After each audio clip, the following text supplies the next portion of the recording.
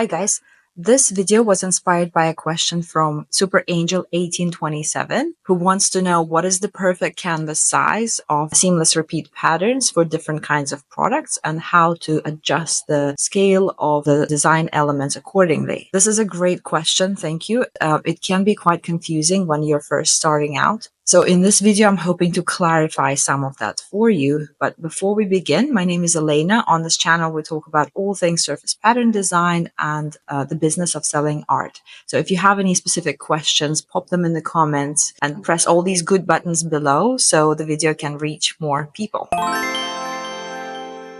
The general rule of thumb is that you draw your design elements as big as you would expect to have them printed or slightly bigger. The reason for that is once you digitize them and produce a repeating tile, that tile will repeat itself forever, regardless of what product it goes on. So it's not so much the design of your individual elements that get scaled as just the number of repeats that your tile gets. And it's all about the resolution that you scan your elements in. The standard resolution for 99% of all products is 300 dpi or dots per inch. That resolution is high enough for most products from tiny baby bibs to huge curtains and anything in between. So when you're setting out to design a repeat, you kind of make a decision about the size of your tile first, regardless of what product it will go on to be applied on. For something large like the wallpaper mural behind me, instead of increasing the physical size of your artwork, you simply increase the resolution that you're scanning them in. This wallpaper mural is by an artist called Hazel Carruthers of Avalana Design.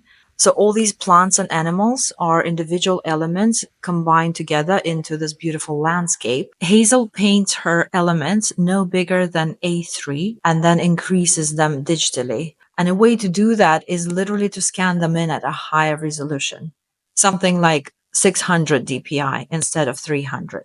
Just bear in mind that when you're scanning elements in that high of a resolution, the files are going to get quite large and you'd need a fairly powerful computer with a lot of memory to be able to handle a lot of them. Otherwise, the processing speed will slow down.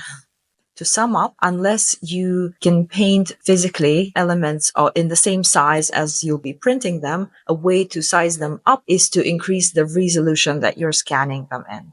I can demonstrate the way it works here in Printful, a print-on-demand service where I'm trying to get my prints made, art prints.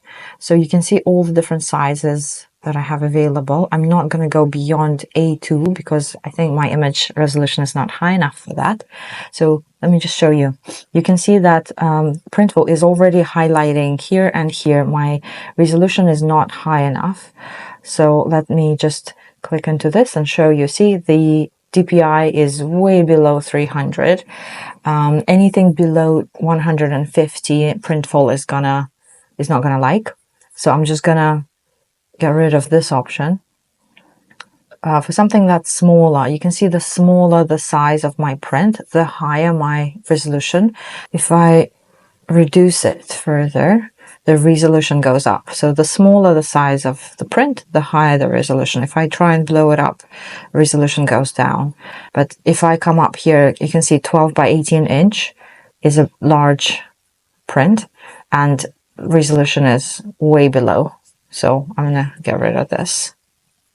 When you're first starting out in surface pattern design and going from sort of physical artwork, digitizing it, and then looking at the screen, zooming in and out, and trying to visualize it on physical products again, it can be quite disorienting. So to help you, it might be useful to physically cut out a piece of paper in the same size that you are designing your pattern tile in and kind of have it there as a template to look at when you're trying to visualize what it will look like in physical space. Most of my patterns are between 16 by 16 centimeters and 24 by 24, which is about 6 to 9 inches. So I used to have like physical bits of paper in front of me so I could envision what the design will look like in physical space. I hope this is making some sense to you guys and is helpful. let me know, and I'll see you next time.